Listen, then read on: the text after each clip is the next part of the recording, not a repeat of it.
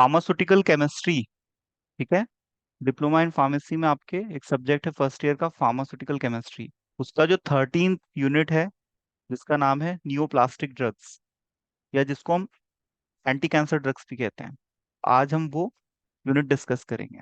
तो इस video lecture में हम कोशिश करेंगे कि यूनिट हमारा वन शॉट में खत्म हो जाए। तो कैंसर जो प्रॉब्लम है, ये सेल डिवीजन से एसोसिएटेड है। सेल डिवीजन का इशू है ये। ठीक है। तो कैंसर को समझने से पहले हम सेल को समझते हैं। सेल तो मैं ऑलरेडी आपको पढ़ा चुका हूँ, जस्ट हम इसको रिवाइज करेंगे। ठीक है।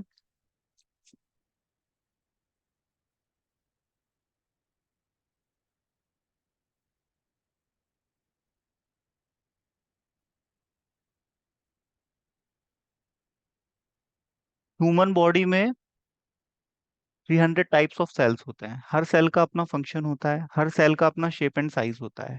सेल में डिवीजन होता है, और सेल डिवीजन से सेल नंबर्स में बढ़ते हैं। जब कोई व्यक्ति इस दुनिया में आता है, 1.5 2 2.5 किलो का रहता है, और जैसे जैसे उसकी एज बढ़ती है उसका साइज भी बढ़ता है। ठीक है। उसके साइज और शेप में चेंजेस आते हैं, तो वो सेल डिवीजन की वजह से आते हैं। ठीक है। यहाँ पर आप देख सकते हो न्यूरॉन सेल है ना, red blood cells. Red blood cell की लाइफ कितनी होती है? 120 डेज। किसी भी सेल की एक लाइफ होती है। सेल यदि जन्म लेगा तो मरेगा, सेल का बर्थ भी होगा और सेल की डेथ भी होगी। तो इस बीच का जो पीरियड होगा उसको हम क्या बोलते हैं? Cell cycle. कोई भी सेल पैदा होगा, मैच्योर होगा, ठीक है, अपने फंक्शन को परफॉर्म करेगा और फिर डेड हो जाएगा। तो इस तरह से सेल साइकिल रेगुलेट होती है। आपने देखा होगा इपिथीलियल इपिथीलियल टिश्यू, मैंने आपको पढ़ाया था है ना। ये हमारे स्किन के सेल्स होते हैं, ये भी डेड होते हैं समय समय पर और इनकी शेडिंग होती है। बोन सेल, ओवम सेल, ठीक है, इसको हम सेक्स सेल भी कहते हैं। ठीक है। फीमेल में ओवम और मेल में स्पर्म सेल, और ये दोनों का जब डिफ्यूजन होता है तो इससे डॉटर सेल बनता है। वो मेल या फीमेल हो सकता है। ये आपका WBCS सेल। WBCS की लाइफ कितनी होती है? 2 to 3 डेज। ठीक है। RBCS की कितनी बताई आपको? 120 डेज। ये बताने का मतलब ये है कि हर सेल का एक लाइफ होता है। ठीक है। एक लाइफ साइकिल होता है, फिर वो डेड हो जाएगा, और सेल का डेड होना जरूरी है। ठीक है। दूसरी चीज, सेल का डिवीजन होना जरूरी है। सेल जब डिवाइड होगा तभी डेवलपमेंट होगा, ग्रोथ होगी, है ना। और सेल कब डिवाइड होता है? जब वो मैच्योर्ड हो जाता है। ठीक है। तो सेल, हमारी बॉडी के डिफरेंट टाइप्स ऑफ सेल हमने देखे। सेल किसी भी सेल कैंसर किसी भी सेल में हो सकता है जहां पर डिवीजन होता है। जो सेल डिवाइड करेगा उसमें कैंसर हो सकता है, क्योंकि कैंसर सेल डिवीजन का प्रॉब्लम है। कैंसर में कोई भी सेल अनकंट्रोल्ड डिवाइड करता है, ठीक है, और अपने एज यूजुअल फंक्शन परफॉर्म नहीं करता। तो जिसकी वजह से आसपास के जो ऑर्गन है उसको ऑक्यूपाई करने लगता है, और नर्व सप्रेशन की वजह से वहां पर पेन जनरेट होता है। कैंसर के केस में एक टिश्यू का मास का फॉर्मेशन हो जाता है। जैसे ये आपका एक सेल है, ठीक है, जैसे ही आपका एक सेल है, ये डिवाइड होके दो बनाया, फिर इसने ऐसे करके सेल डिवीजन हो रहा है ना। अब ये अनकंट्रोल्ड हो जाएगा तो यहाँ पर एक मास का फॉर्मेशन हो जाएगा, जिसको हम बोलेंगे ट्यूमर।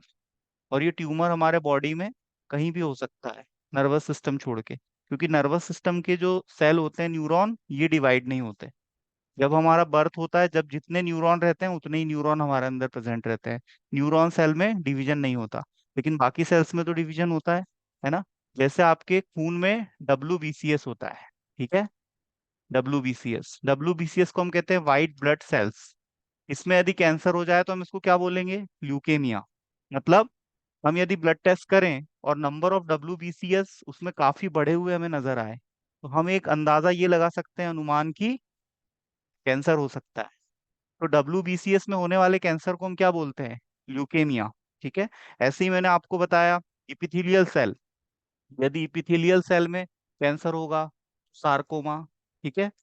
तो इस तरह से कैंसर को क्लासिफाइड किया गया है। और इस बिहाफ पे भी किया गया है कि कैंसर बॉडी के किस पार्ट में हो रहा है। कैंसर प्रोस्टेट में भी हो सकता है, ब्रेस्ट कैंसर होता है, लंग्स कैंसर होता है। ऑल ओवर द वर्ल्ड यदि हम बात करें तो लंग्स कैंसर सबसे ज्यादा कॉमन है। और मेल्स में यदि हम बात करें तो प्रोस्टेट कैंसर होता है, और फीमेल में यदि हम बात करें तो ब्रेस्ट कैंसर होता है। कैंसर एक जानलेवा बीमारी है। थर्ड और फोर्थ स्टेज में कैंसर का कोई भी इलाज नहीं है। केवल फर्स्ट और सेकंड स्टेज तक इसको कंट्रोल किया जा सकता है, इसको ट्रीट किया जा सकता है। ठीक है। ऐसे एजेंट्स जो कैंसर कॉज करते हैं हम उनको कार्सिनोजेंस कहते हैं। कार्सिनोजेंस एक्सटर्नल एनवायरनमेंट से हमारी बॉडी में आ सकते हैं और ये कैंसर कॉज करते हैं। जिस भी मरीज को कैंसर हुआ है, यदि अर्ली स्टेज में बायोप्सी की हेल्प से यदि उसको डिटेक्ट कर लिया गया, तो अभी मैं जो आपको ड्रग्स बताऊंगा वो ड्रग्स से कैंसर का इलाज पॉसिबल है। तो हमने यहाँ पर समझा सेल के बारे में, सेल के डिवीजन के बारे में, और कैंसर कैसे होता है।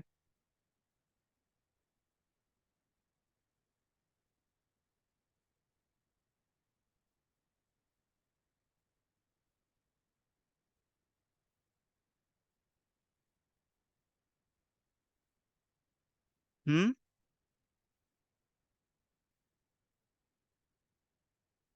हाँ, हाँ, ये भी कैंसर के सिम्टम्स है। सेल का अनकंट्रोल्ड ग्रो होना, है ना, और सेल का डेड ना होना, सेल अपने टाइम पे। एपोप्टोसिस मतलब होता है प्रोग्राम्ड सेल डेथ।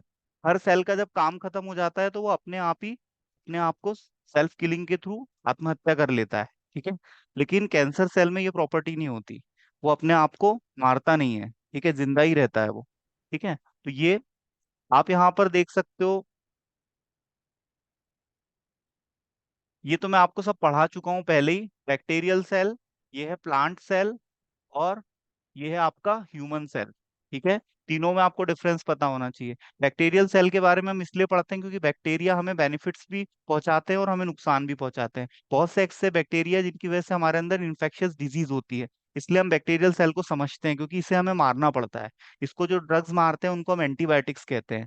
ठीक है। तो इसलिए हमें ये सेल का नॉलेज होना चाहिए। प्लांट सेल के बारे में हम क्यों पढ़ते हैं? क्योंकि कोग्नोसी में प्लांट्स की स्टडी करते हैं, इसलिए हमको प्लांट सेल, ह्यूमन सेल और बैक्टीरियल सेल, इन तीनों का नॉलेज होना चाहिए। ये मैं आपको पहले ही पढ़ा चुका हूँ जब मैंने सेल पढ़ाई थी आपको। ठीक है। तो अभी मैं इसको ज्यादा एक्सप्लेन नहीं कर रहा हूँ। और ये एग्जाम में क्वेश्चन आता है एनाटॉमी फिजियोलॉजी में, label diagram of human cell. तो उसमें आपको ये डायग्राम बनाना है। ठीक है। Mitochondria, nucleus, nucleolus, chromosomes, Golgi apparatus, cytoplasm, ये सब आपको डायग्राम बना के उसको लेबल्ड करना है। ठीक है। तो ये आप तैयार कर लेना, है ना। तो अभी आज हम जो कैंसर की बात कर रहे हैं तो ये ह्यूमन सेल के कैंसर की बात करेंगे हम। ठीक है। इस पे हम कोई बात नहीं करेंगे। ठीक है। केवल इसी की हमको बात करनी है। अब यहाँ पर आप सेल के इमेजेस देख सकते हो। फैट सेल होते हैं, adipose, bone cell, blood cell. ठीक है। ये इंडिविजुअल इसकी इमेजेस है। ये है आपकी इपिथेलियल सेल। ठीक है। इसमें भी कैंसर हो सकता है, इपिथेलियल सेल में।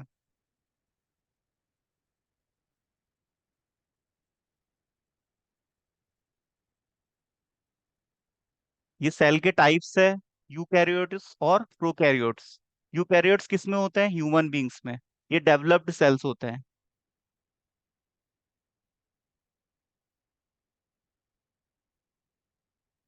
ये डेवलप्ड सेल होते हैं ह्यूमन बींग्स में। ये वाले सेल्स पाए जाते हैं।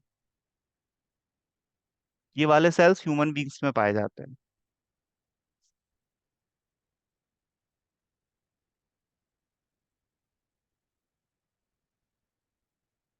तो यहाँ पर आप देख सकते हो, ये नॉर्मल सेल है और ये कैंसर सेल है। ठीक है।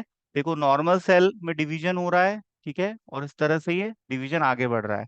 कैंसर सेल देखो नॉर्मल सेल से कैसे अलग होते हैं। पहला difference, many cells that continue to grow and divide. इसमें क्या होता है? अनकंट्रोल्ड सेल डिवीजन शुरू हो जाता है। मतलब यदि 2 से 4 बनने हैं तो 2 से 4 नहीं बन के कितने बन जाएंगे? 2 से 20 बन जाएंगे। तो अनकंट्रोल्ड डिवीजन हो गया। तो ये देखो यहाँ पर कंट्रोल डिवीजन है ना, और यहाँ पर अनकंट्रोल्ड है, मतलब यहाँ पर बहुत सारे सेल्स बन गए। और यहाँ पर जितने बनने चाहिए थे उतने ही बने, है ना। तो आपने देखा होगा किसी को माउथ कैंसर होता है तो यहाँ पर ट्यूमर का फॉर्मेशन हो जाता है, तो साइज बढ़ जाता है, बढ़ता है या नहीं? किसी के पेट में ट्यूमर हो गया, किसी के जेनाइटल्स में, यूट्रस में ट्यूमर हो गया, है ना, तो वहां पर एक गांठ जैसी ऐसी बड़ा सा मास का फॉर्मेशन हो जाता है। तो वो क्यों होता है? ये देखो, many cells continue to grow, इसमें अनकंट्रोल डिवीजन हो रहा है और यहाँ पर नॉर्मल डिवीजन हो रहा है। दूसरा क्या है? Variation in shape and size of the cell. यहाँ पर एक पर्टिकुलर शेप एंड साइज के सेल बन रहे हैं, और यहाँ पर देखो आप, सेल का जो साइज है वो अनइवन है। ठीक है। इसका शेप और साइज वेरी कर रहा है। एक जैसे सेल नहीं है। जो अभी आपने क्वेश्चन पूछा था उसका ये यहाँ पर आपको जवाब मिल गया, ठीक है। दूसरा क्या है, न्यूक्लियस इसके काफी लार्ज होते हैं और डार्क होते हैं। ये देखो यहाँ पर न्यूक्लियस छोटा है और यहाँ पर न्यूक्लियस बड़ा है कंपैरेटिवली। तो ये जो बड़ा न्यूक्लियस है ये हमें क्या बताता है कि इस सेल को कैंसर हो गया है, ठीक है। इस सेल को कैंसर हो गया है। और ये जो कैंसर सेल रहता है इसको हम मैलिग्नेंसी भी बोलते हैं, मैलिग्नेंट सेल भी बोलते हैं। अगला क्या है, abnormal number of chromosomes. Chromosomes आपको पता है क्या होते हैं, सेल डिवीजन मैंने आपको पढ़ाया था, है ना। समसूत्री विभाजन, अर्धसूत्री विभाजन, मायोसिस, माइटोसिस, ये सब पढ़ाया था ना मैंने आपको। तो इसमें जो क्रोमोसोम्स होते हैं, ठीक है, इसमें जो नंबर ऑफ क्रोमोसोम्स होते हैं वो भी अनइवन रहते हैं, ठीक है। और दूसरा, ये क्लस्टर, इसका जो क्लस्टर का फॉर्मेशन होता है इसमें बाउंड्री नहीं होती, ठीक है। Cluster of cell without a boundary, मतलब ये फैलते हैं, है ना। मेटास्टेसिस होता है, मेटास्टेसिस मतलब क्या होता है, मूवमेंट होता है ना। जैसे बॉडी के एक पार्ट में कैंसर हुआ और उसका जो सेल है वो ब्लड सर्कुलेशन के थ्रू दूसरा पार्ट में चला गया और वहां पर भी उसने कैंसर कॉज कर दिया, ठीक है। किसी को बॉडी के किसी और पार्ट में कैंसर था लेकिन उसको टेस्टिकल्स में भी कैंसर हो गया क्योंकि वहां पर कैंसर सेल चला गया। तो इसको हम बोलते हैं मेटास्टेसिस, मतलब कैंसर का हमारी बॉडी में फैलना। कुछ कैंसर ऐसे होते हैं जो बॉडी के एक ही पार्ट में रहते हैं, पर कभी हम बायोप्सी करें, है ना, तो बायोप्सी से क्या होता है, वो कैंसर फैलने लगता है। या किसी और रीजन से जब वो सर्कुलेशन में सेल आएगा, कैंसर सेल, और वो किसी दूसरे बॉडी पार्ट में जाएगा तो वहां पर भी वो ट्यूमर का फॉर्मेशन कर देगा। तो मल्टीपल ट्यूमर्स भी बॉडी में हो सकते हैं। तो ये है आपका नॉर्मल सेल और ये है आपका कैंसरस सेल। और ऐसे ड्रग्स जिसका हम कैंसर के ट्रीटमेंट में यूज करते हैं उसको हम एंटी कैंसर ड्रग्स कहते हैं। आगे देखेंगे अभी हम।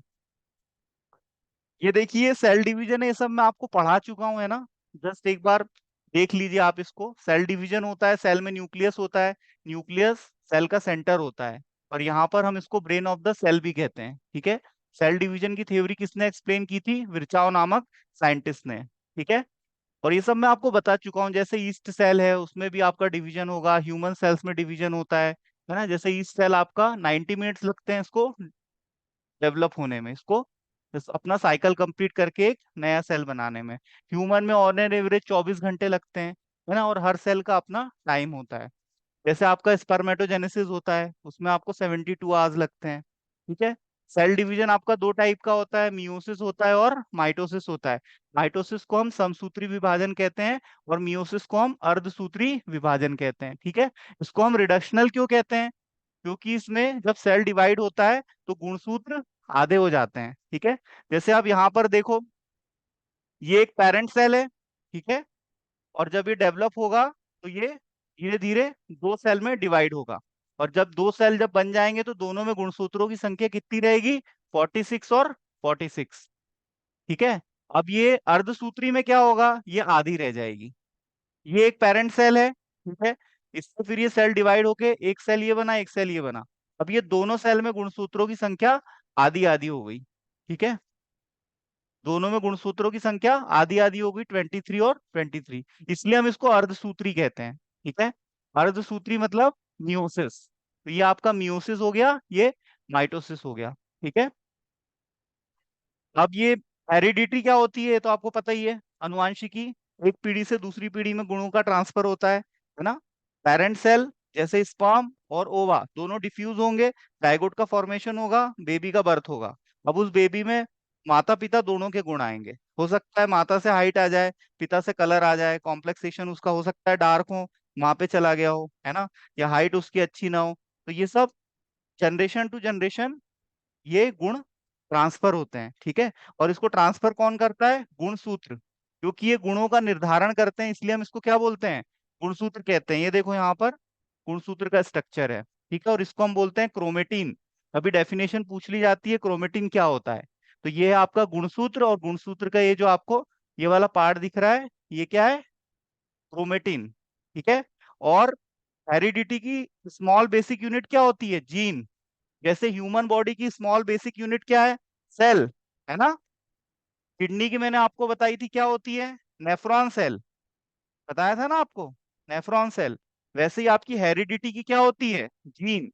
ठीक है, और जीन ही हमारे गुणों का निर्धारण करता है, और ये कहाँ प्रेजेंट होता है, क्रोमोसोम्स पर, जो मैंने आपको अभी बताया। ठीक है, अब ह्यूमन बींग्स में आपको पता है 22 गुणसूत्र होते हैं, जिसको हम ऑटोसोम्स बोलते हैं।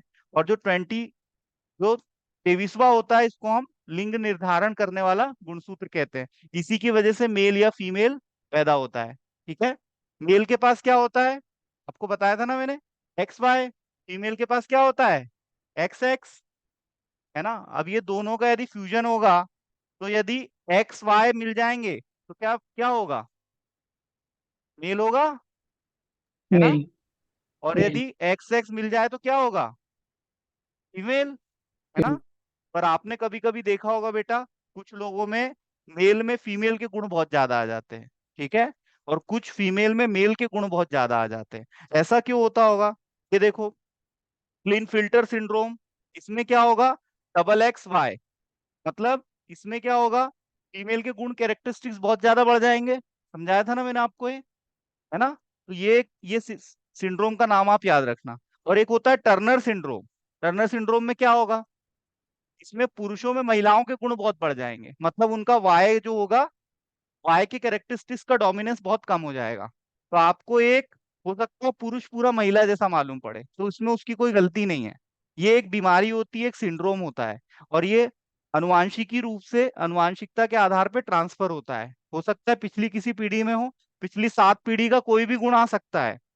कभी आपने देखा होगा माता पिता की हाइट अच्छी और बच्चे बौने पैदा हो गए, या बच्चे 4 है जिसमें से एक ही बच्चा बौना है, बाकी 3 की हाइट बहुत अच्छी है। तो अचानक सडनली ऐसा बौना बच्चा कैसे पैदा हो गया, पिछली 7 पीढ़ी में कोई हो सकता है बौना हो, तो उसका जो जीन है उसने अपना एक्सप्रेशन दिखाया है इस पीढ़ी में। तो पिछली 7 पीढ़ी से किसी भी पीढ़ी का कोई भी गुण बच्चे में आ सकता है। तो ऐसा भी हो सकता है कि माता पिता दोनों गोरे हो और उनका बच्चा काला हो। ठीक है, लेकिन ये ऐसा रेयरली होता है, लेकिन ऐसा हो सकता है। तो ये दोनों सिंड्रोम के नाम आप याद रखना, क्लिनफिल्टर सिंड्रोम और टर्नर सिंड्रोम। अच्छा, आपको इस बात से ये समझ में आ गया होगा बेटा कि कभी भी लड़का होगा या लड़की, इसमें फीमेल का कोई दोष नहीं रहता है, रहता है क्या, है ना। फीमेल के पास तो एक्स एक्स होता है, मेल के पास एक्स भी होता है, वाई भी होता है। तो मेल से यदि वाई मिला तो लड़का होगा, है ना। और यदि एक्स मिल जाएगा तो क्या होगी, लड़की। फीमेल दे सकती है क्या वाई, बताओ, अवेलेबिलिटी ही नहीं है ना। तो कभी भी किसी फीमेल को दोषी नहीं ठहराना चाहिए, लड़का होगा या लड़की। कुछ लोग कहते हैं ना समाज में, ऐसा मिथ है कि भाई लड़के, तूने हमें लड़का नहीं दिया वंश को आगे बढ़ाने के लिए। तो ये सब अंधविश्वास की बातें होती हैं। ठीक है, जो जेनेटिक्स का बेसिक नॉलेज रखता है वो ये चीज जानता है, इसलिए कहते हैं कि पढ़ाई लिखाई बहुत जरूरी है। ये आपके अंदर समझ पैदा करती है, अंडरस्टैंडिंग पैदा करती है। ठीक है, और आपको अंधविश्वासों से बाहर निकालती है। अब ये सब इसके फेजेस हैं, प्रोफेज, मेटाफेज, एनाफेज, ये सब सेल डिवीजन में मैंने आपको बहुत अच्छे से पढ़ाया है जब सेल पढ़ाया था। ठीक है, तो कहीं कोई वीडियो डला होगा तो वो आप देख लेना। अब आते हैं हम मेन टॉपिक पे। ठीक है, जो हमारे एग्जाम पॉइंट ऑफ व्यू से बहुत ज्यादा इंपॉर्टेंट है, यूनिट 13, फार्मास्यूटिकल केमिस्ट्री। इसमें एक आपका यूनिट है एंटी नियोप्लास्टिक ड्रग्स, जिसको हम एंटी कैंसर ड्रग्स भी कहते हैं। ठीक है, ऐसे ड्रग्स जो कि कैंसर के ट्रीटमेंट में यूज किए जाएंगे, हम उनको एंटी कैंसर ड्रग्स कहते हैं। इनका एग्जाम्पल है साइक्लोफॉस्फामाइड, सिस्प्लेटिन और फ्लूरोयूरेसिल। ये 3 ड्रग इसके एग्जाम्पल है। और भी ड्रग्स हम आगे देखेंगे, जैसे मर्केप्टोप्यूरिन्स है, मैथोट्रिक्सेट है, एक्टिनोमाइसिन है, डॉक्सारूबिसिन है, विनक्रिस्टिन और विनब्लास्टिन। ये विनक्रिस्टिन और विनब्लास्टिन हमें नेचुरल सोर्सेज से मिलते हैं, कोग्नोसी में हमने पढ़े, विनका रोजिया, पर्पल कलर का फ्लावर होता है, उससे हमें विनक्रिस्टिन और विनब्लास्टिन मिलते हैं। ये दोनों एंटी कैंसर ड्रग होते हैं। ठीक है, तो ये इतने सारे एग्जाम्पल हमने देखे एंटी कैंसर ड्रग्स के। अब हम देखते हैं टाइप्स ऑफ कैंसर। सार्कोमा, ठीक है, कार्सिनोमा, ल्यूकेमिया, ब्लास्टोमा, ये सब कैंसर के टाइप्स है। यदि इपिथेलियल सेल में होगा, इपिथेलियल टिश्यू में होगा, ब्रेस्ट में हो सकता है, लंग्स में हो सकता है, कोलन में हो सकता है। ठीक है, इंटरनल हमारे जो ऑर्गन, फॉलो ऑर्गन की जो स्पेस है, उसकी जो कवरिंग है, उसको इपिथेलियल टिश्यू ही तो कवर करता है। उस पे यदि कैंसर होगा तो हम उसको बोलेंगे कार्सिनोमा। सार्कोमा कब बोलेंगे? जब बोन और कार्टिलेज में होगा, मतलब कनेक्टिव टिश्यू। कनेक्टिव टिश्यू मतलब जो दो चीजों को जोड़ता है, उसको हम बोलते हैं कनेक्टिव टिश्यू। तो कनेक्टिव टिश्यू हमारा होता है कार्टिलेज, टेंडन, लिगामेंट, बोन, ये सब कनेक्टिव टिश्यू में आता है। ब्लास्टोमा क्या होता है? जो न्यू बॉर्न बेबी में कैंसर होता है उसको हम ब्लास्टोमा बोलते हैं, ठीक है। ये कैंसर के हमने कुछ टाइप देखे। कैंसर सेल को हम साइकोटॉक्सिक ड्रग भी कहते हैं। साइटोटॉक्सिक क्यों कहते हैं? साइटोलॉजी मतलब होता है स्टडी ऑफ सेल, और ऐसा ड्रग जो सेल को मारे उसको हम क्या बोलेंगे? साइटोटॉक्सिक ड्रग ही तो बोलेंगे, है ना। एंटीबायोटिक भी साइटोटॉक्सिक ड्रग्स होते हैं क्या? हाँ होते हैं, लेकिन वो किसको मारते हैं? बैक्टीरिया को, है ना। कैंसर और इन्फेक्शन में डिफरेंस क्या होता है? कैंसर में हमारी ही बॉडी के सेल को हमें मारना है, क्योंकि वो हमें नुकसान पहुंचा रहा है, अनकंट्रोल्ड ग्रोथ कर रहा है, न्यूट्रिशन उसको पूरा चाहिए, सारी चीजें उसको चाहिए, लेकिन वो सर्व नहीं कर रहा हमारी बॉडी को, फंक्शन नहीं कर रहा, फंक्शन परफॉर्म नहीं कर रहा है। बस उसको किससे मतलब है? फूड चाहिए उसको, है ना। तो हमको हमारे ही बॉडी के सेल को कैंसर के केस में मारना पड़ता है, जो कि बहुत ही टफ होता है ना। वो एक कहावत है ना, घर का भेदी लंका ढाए, है ना। अब घर के ही लोग ऐसा यदि करेंगे तो फिर हमारी बॉडी के सेल यदि हमें ही नुकसान पहुंचाएंगे तो कैसे काम करेंगे हम, है ना। तो ये समझ में आ गया आपको कैंसर के टाइप्स। अब हम देखते हैं ड्रग्स का क्लासिफिकेशन, ये इंपॉर्टेंट है। इसमें पहली कैटेगरी है एल्काइलेटिंग एजेंट, जिसका एग्जांपल है साइक्लोफॉस्फामाइड। साइक्लोफॉस्फामाइड इसका एग्जांपल है, ठीक है। दूसरी है आपकी anti metabolic drugs. Anti metabolic drugs, anti metabolic drug का एग्जांपल है, इसमें तीन आते हैं: folic acid antagonist, purine antagonist, और pyrimidine एंटागोनिस्ट। अब आप बोलोगे सर ये सब क्या है? इनसे हमारे जेनेटिक मटेरियल का फॉर्मेशन होता है। डीएनए आरएनए का स्ट्रक्चर मैंने आपको समझाया था, डबल हेलिक्स का जो स्ट्रक्चर होता है वो डीएनए का होता है, सिंगल स्ट्रैंड आरएनए का होता है। इसमें जो बेसिस होते हैं pyrimidine, pyrimidine, uracil, adenine, guanine, cytosine, ये सब बेसिस मैंने बताए थे ना। तो यदि जेनेटिक मटेरियल का फॉर्मेशन नहीं होगा तो सेल डिवीजन होगा क्या? बताओ। नहीं होगा। जेनेटिक मटेरियल से ही तो सेल का डिवीजन होता है, और जेनेटिक मटेरियल ही नहीं रहेगा तो सेल का डिवीजन ही नहीं होगा। हम चाहते हैं क्या कि कैंसर सेल में डिवीजन हो? बताओ। नहीं चाहते। तो हम क्या करेंगे? कैंसरस सेल के जो जेनेटिक मटेरियल है उसको हम डिस्ट्रॉय कर देंगे, हम उसको डिवाइड नहीं होने देंगे। तो इसलिए हमने यहाँ पर फॉलिक एसिड का एंटागोनिस्ट दे दिया, जिसका एग्जाम्पल है मैथोट्रिक्सेट। हमने प्यूरिन एंटागोनिस्ट दे दिया, इसका एग्जाम्पल है आपका मरकेप्टो प्यूरिन।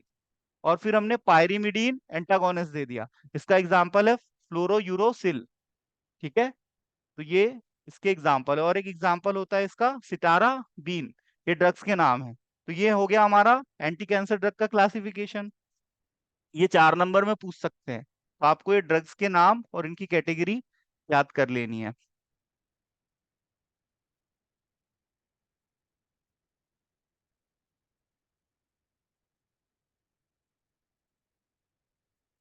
कुछ एंटीबायोटिक्स भी है। एंटीबायोटिक्स मैंने आपको पढ़ाया था, कुछ ऐसे एंटीबायोटिक्स है जो कि कैंसर के ट्रीटमेंट में यूज होते हैं। इसका एग्जाम्पल है डेक्टिनोमाइसिन, इसका एग्जाम्पल है डेक्टिनोमाइसिन, ठीक है। और कुछ एल्केलॉइड्स होते हैं, अभी मैंने आपको बताया प्लांट सोर्स से मिलते हैं, विनक्रिस्टीन और विनब्लास्टीन। और कुछ मिसलेनियस ड्रग है जिसका एग्जाम्पल है सिस्प्लेटिन, ठीक है। सिस्प्लेटिन, इसमें से हम 3 ड्रग देखेंगे जो कि प्रीवियस ईयर एग्जाम पेपर में पूछे गए हैं और आपको अपकमिंग एग्जाम्स में भी आ सकते हैं, तो वही ड्रग हम डिस्कस करेंगे। तो क्लासिफिकेशन आपको समझ में आया एंटी कैंसर ड्रग्स का, एंटी कैंसर ड्रग की डेफिनेशन और कैंसर के टाइप्स। इन नेक्स्ट क्लास में सब मैं आपसे पूछूंगा, ठीक है। ये पढ़ के आना है आपको,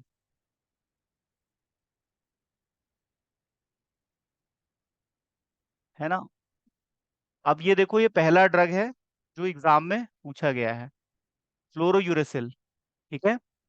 इस ड्रग का हम एंटी एंटी ट्यूमर ड्रग, मतलब ट्यूमर यदि हो गया है तो उसके ट्रीटमेंट में हम ये ड्रग का इस्तेमाल करते हैं। और ये जो ड्रग है ये पायरिमिडीन डेरिवेटिव होता है।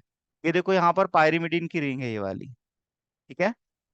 ये रिंग पायरिमिडीन की है और इसी से ये स्ट्रक्चर डिराइव हुआ है, इसलिए हम इसको क्या बोलते हैं? पायरिमिडीन डेरिवेटिव, ठीक है। और इसका मैकेनिज्म ऑफ एक्शन क्या है? ये यूरेसिल का एंटागोनिस्ट होता है, मतलब जेनेटिक मटेरियल के फॉर्मेशन को ये ब्लॉक कर देगा, जिससे हमको कैंसर के मरीज में अच्छे रिजल्ट आएंगे। ठीक है। अब इसका आईयूपीएसी नेम, यहां से हम नंबरिंग करेंगे, 1, 2, 3, 4, 5, 6। अब इसमें ये जो पहली पोजीशन है, यहाँ पर एक हाइड्रोजन है, ठीक है। ये तीसरी पोजीशन है, यहाँ पर एक हाइड्रोजन है, एक हाइड्रोजन ये हो गया, एक हाइड्रोजन ये हो गया। और यहाँ पर फिफ्थ पोजीशन पे फ्लोरो ग्रुप है, ठीक है। ये फिफ्थ पोजीशन है, इसमें यहाँ पर फ्लोरो ग्रुप है। अब ये जो रिंग है, ये पायरीमिडीन है। और इसमें यहाँ पर आपको दो कीटोन ग्रुप दिख रहे हैं, ये दिख रहे हैं। कीटोन को हम शॉर्ट में क्या लिखते हैं? ओन। बताया था ना मैंने आपको, कीटोन को शॉर्ट में हम क्या लिखते हैं? ओन। अब हम इसका आईयूपीएसी नॉमेनक्लेचर करेंगे। देखो, आईयूपीएसी नॉमेनक्लेचर में हम बताएंगे सब्स्टिट्यूशंस के बारे में और उनकी पोजीशन के बारे में। तो हमने यहाँ लिख दिया फिफ्थ पोजीशन पे फ्लोरो, तो हमने लिख दिया 5 फ्लोरो। ठीक ठीक है। फिर ये फर्स्ट पोजीशन पे यहाँ पर हाइड्रोजन है, तो 1 हाइड्रोजन लिख दिया। फिर थर्ड पोजीशन पे हाइड्रोजन है, तो 3 हाइड्रोजन लिख दिया। फिर हमने इस रिंग का नाम लिख दिया, ये वाली, जिससे ये स्ट्रक्चर बना है। ठीक है। हमने पाइरिमिडीन लिख दिया। फिर उसके बाद हमने 2 और 4 डाई ऑन लिख दिया। तो ये हमारा क्या हो गया? IUPAC name. तो इस ड्रग का ये IUPAC नेम हो गया। इसका मेल्टिंग पॉइंट कितना होता है? 280 डिग्री सेल्सियस। ठीक है। इसका एक IUPAC नाम ये भी होता है, 2,4 डाईऑक्सो फ्लोरो पायरिमिडीन। तो ऐसा भी लिख दोगे तो कोई गलत नहीं है, पर ये नाम ज्यादा सही है, क्योंकि इसमें हमने डीप डिस्क्रिप्शन दिया हुआ है। अब इसकी प्रॉपर्टीज पे हम आते हैं, है ना। केमिस्ट्री में हम मेडिसिनल कंपाउंड की क्या पढ़ते हैं? प्रॉपर्टी पढ़ते हैं, उसके फॉर्मुलेशंस पढ़ते हैं, स्टोरेज कंडीशन पढ़ते हैं, स्टेबिलिटी पढ़ते हैं, ये सब हम पढ़ते हैं। तो इसका प्रॉपर्टी क्या आएगा? व्हाइट कलर का, odourless crystalline powder, slightly soluble in water and alcohol, insoluble in chloroform and ether. तो हमने इसकी सॉल्युबिलिटी बताई, हमने इसके फिजिकल कैरेक्टरिस्टिक्स बता दिए।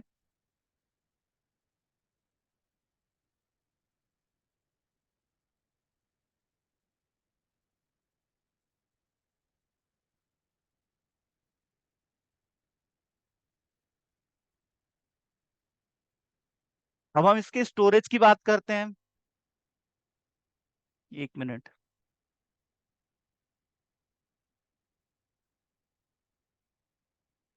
हम इसको स्टोर कैसे करेंगे?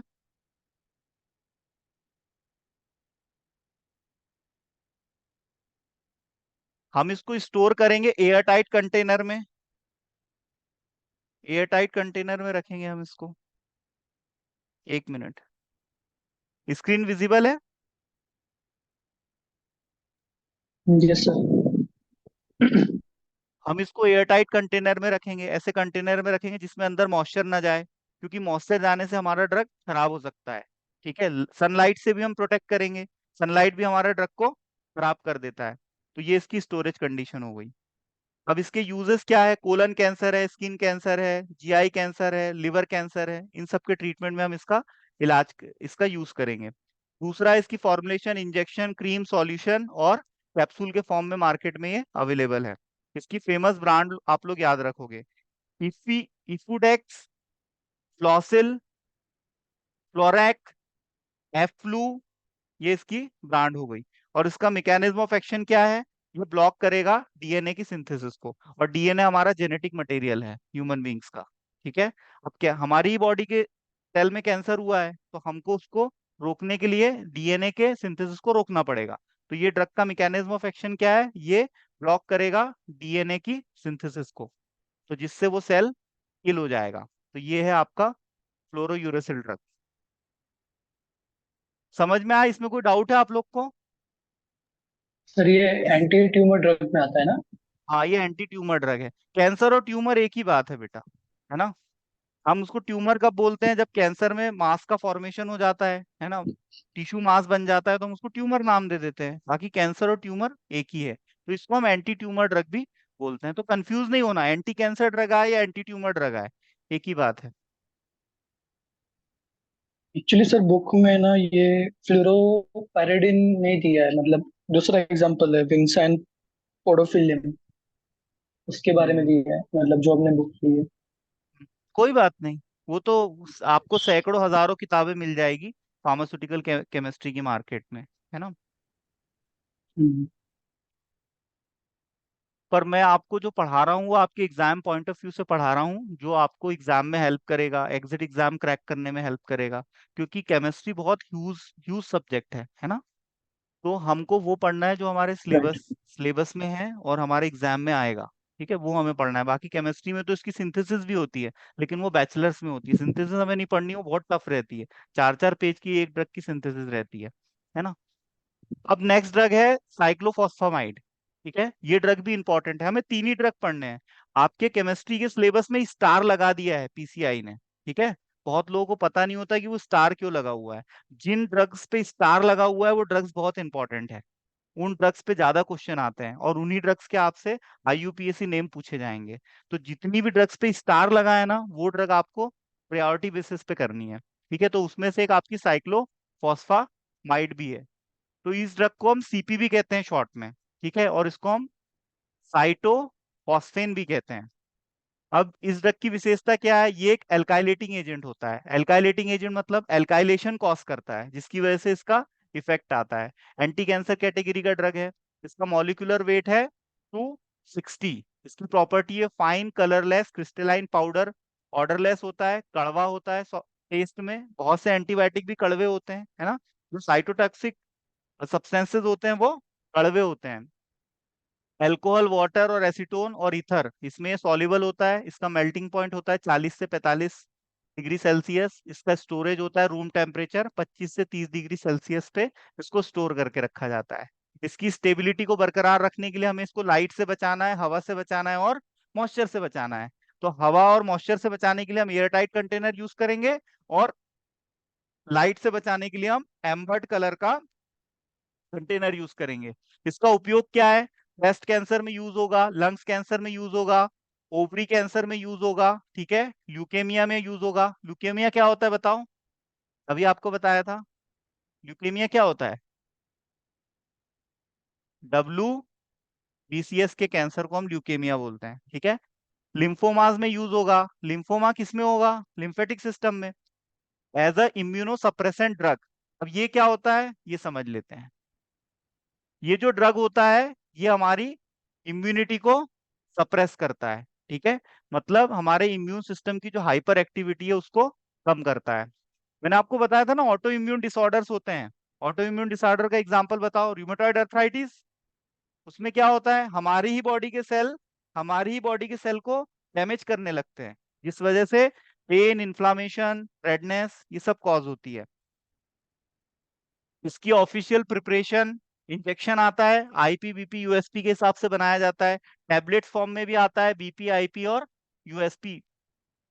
ये सब पता है ना, आईपी बीपी यूएसपी क्या है ये, है ना। ये पहली क्लास में बताया था मैंने, फार्माकोपियाज हैं ये सब। ठीक है, इसी के हिसाब से ड्रग की मैन्युफैक्चरिंग की जाती है। ब्रांड कौन से इसके, साइक्लोक्सेन है, सिस्प्लेटिन है, ये इसके ब्रांड है। साइक्लोब्लास्टिन है, एंडोक्सेन है, लीडोक्सेन है, और प्रोसाइटॉक्स है। ठीक है, प्रोसाइटॉक्स। तो ये इसके ब्रांड है। अब हम सिस्प्लेटिन की बात करते हैं, ये भी एक एंटी कैंसर ड्रग है। ये एक सिंथेटिक, यहाँ ऑर्गेनिक लिखा हुआ है, सॉरी, ये इनऑर्गेनिक होता है। ठीक है, ये यहाँ गलती से लिख दिया है, इनऑर्गेनिक कंपाउंड होता है ये, है ना। पर ये हम इसको ऑर्गेनिक केमिस्ट्री में इसलिए पढ़ रहे हैं क्योंकि कैंसर के जो मेजोरिटी ऑफ ड्रग है वो सब ऑर्गेनिक ड्रग्स होते हैं। लेकिन ये एक अपवाद है, इसलिए अब इसको हम यहीं पढ़ ले रहे हैं। हालांकि हमने इनऑर्गेनिक केमिस्ट्री भी पढ़ी है, पर ये ऑर्गेनिक केमिस्ट्री के पार्ट में दिया हुआ है, सिस्प्लेटिन। ठीक है, तो सिस्प्लेटिन एक ऐसा इनऑर्गेनिक कंपाउंड है जो एक एल्काइलेटिंग एजेंट होता है और कैंसर के ट्रीटमेंट में यूज होता है। अब यहाँ पर आप इसका स्ट्रक्चर देख सकते हो। हम इसको सिस्प्लेटिन क्यों बोल रहे हैं, सिस क्यों बोल रहे हैं, क्योंकि ये सिस फॉर्म है। देखो यहाँ पर, ये ये आपका एमिन ग्रुप और ये एमिन ग्रुप। यदि एक एमिन ग्रुप यहाँ पर प्रेजेंट रहता, है ना, तो हम इसको क्या बोलते हैं, ट्रांस, है ना। पर ये दोनों एक ही साइड प्रेजेंट है तो हम इसको क्या बोलेंगे, सिस। तो इसलिए इसका नाम क्या पड़ा है, सिस्प्लेटिन। और इसका जो ट्रांस फॉर्म है ये एंटी कैंसर एक्टिविटी नहीं देता है। तो हम मेडिसिनल पर्पज से कौन सा है, ये वाला स्ट्रक्चर ही यूज करते हैं, सिस फॉर्म इसका, तो इसका नाम पड़ गया है सिस्प्लेटिन। इसका मॉलिक्यूलर वेट होता है 301, पीले कलर का होता है ना, सफेद कलर का, पीले और सफेद कलर का पाउडर होता है इसका। इसको भी हम स्टोर कैसे करेंगे, लाइट से बचाएंगे, एयर से बचाएंगे और मॉइस्चर से बचाएंगे। इसका यूज क्या है, जो सॉलिड ट्यूमर्स है उनके ट्रीटमेंट में करेंगे, प्रोस्टेट कैंसर के ट्रीटमेंट में करेंगे, as a immunosuppressant drug use करेंगे। इसकी ऑफिशियल फॉर्मुलेशन क्या है,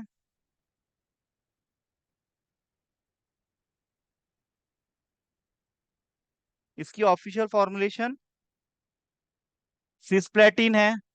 एक मिनट, सिस्प्लेटिन का इंजेक्शन आता है, आईपीबीपी के हिसाब से बनाया जाता है। सिप्लोटीन आता है, सिप्लोटीन सॉल्यूशन। सिस प्लेटिनम आता है, नियोप्लास्टिन नाम से आता है, प्लास्टिनेक्स नाम से आता है, और आपका प्लेंटिनॉल, प्लास्टोसिन। तो ये इसकी ब्रांड्स हैं, किस ब्रांड नेम से ये मार्केट में अवेलेबल होता है। तो यहाँ पर हमने एंटी कैंसर ड्रग्स आज कंप्लीट कर लिया है।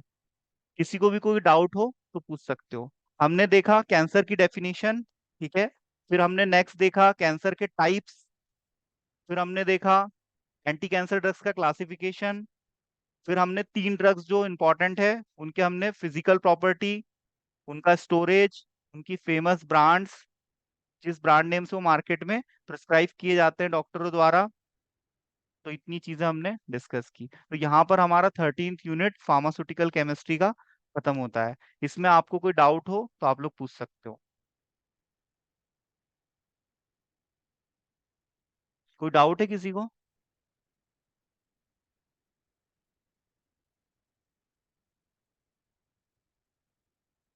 चलिए ठीक है ना।